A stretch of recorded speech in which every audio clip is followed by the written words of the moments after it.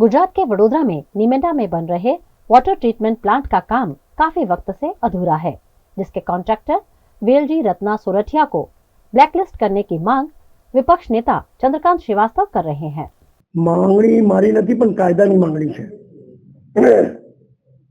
पहली बात तो ये है कि आजवा सरोवर थी सर सयाजीराव गायकवाड़ लाइन थी, लाइन ने हटा એને કાઢી અને બીજી લાઈન નાખવાની વાત હતી અને બી 2 વર્ષની અંદર કામ પૂરું કરવાનું હતું, એની જગ્યા 5 વર્ષ થઈ ગયા। ટેન્ડર એવું બનાવવામાં આવે છે, જાણી જોઈને અધિકારીઓ એવું ટેન્ડર બનાવે છે અને જે મેં વારંવાર કહી ચૂક્યો છું કે વરસાદની સિઝન બાદ કરીને 2 વર્ષ ગણવાના, એટલે 8 મહિનાની તો રાહત એમ જ મળી ગઈ।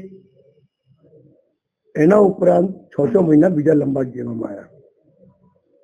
હવે સવાલ એ છે કે સમયસર કામ લિમિટમાં પૂરું ના થાય તો એના માટે દંડની જોગવાઈ હોય, પણ એ દંડની જોગવાઈ કેટલી હોય? 15 દિવસ મહિનો મોડો થયો હોય તો। 6 મહિના મોડું થાય એના માટે નથી।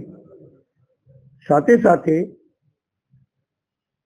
સમય લંબાયા પછી એક વખત સમય લંબાઈ દીધો, બીજો વખત સમય લંબાઈ દીધો, પણ કામ સ્ટેન્ડિંગમાં આવ્યું તો સભાસદોએ 1 કરોડનો દંડ કર્યું છે અને એના 1 કરોડનો દંડ અને પાછા 6 મહિના લંબાઈ દીધું। હું ચેરમેનને અને માનનીય કમિશનરને પૂછવા માંગુ છું કે તમને કોણે સત્તા આપી? તમને ટેન્ડરમાં સત્તા આપેલી જ છે કે કમિશનર એનો નિર્ણય કરે? અને કમિશનરનો નિર્ણય એ હોવો જોઈએ કે વડોદરા શહેરના નગરજનોને પાણી ના મળતું હોય અને એના પ્રમાણે જો આપણે ટેન્ડર આપ્યું હોય એ ટેન્ડરને ફુલફિલ ના થાય તો એને બ્લેકલિસ્ટ કરવીને નવો ટેન્ડર કાઢવો। એની જગ્યા પર તમે રાહત આપીને એને 6 મહિના લંબાયા કરો છો। હવે એને વ્યાજ ખાત બી જોઈએ તો કેટલા કરોડ રૂપિયા થાય એનો અંદાજ કર્યો છે? નગરજનો માટે આ ટેન્ડરો નીકળે છે, નહીં કે કોઈને ફાયદો કરાવવા માટે નીકળતું હોય। અને તમારી સત્તા ના હોવા છતાં પણ સત્તાની ઉપર વટ જઈને તમે કામ કરો છો। કોને તમે શીખવાડ્યું? શું જોઈએ છે સેક્રેટરી કે ભાઈ આ ગેરકાયદેસર તમે જે કામ કરી રહ્યા છો એ ખરેખર ગેરકાયદેસર છે।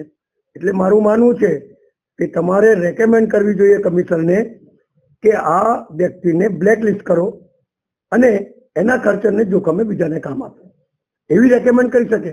પણ તમે તો સીધો દંડ કરીને પાછા 6 મહિના લંબાઈ દો છો।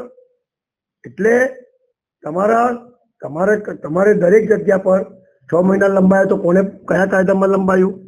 બીજો કે 6 મહિના લંબાયો અને કરોડ રૂપિયા દંડ તો કયા કાયદા હેઠળ કર્યું છે? એટલે મારી કમિશનરશ્રીને સીધો નિર્દેશ છે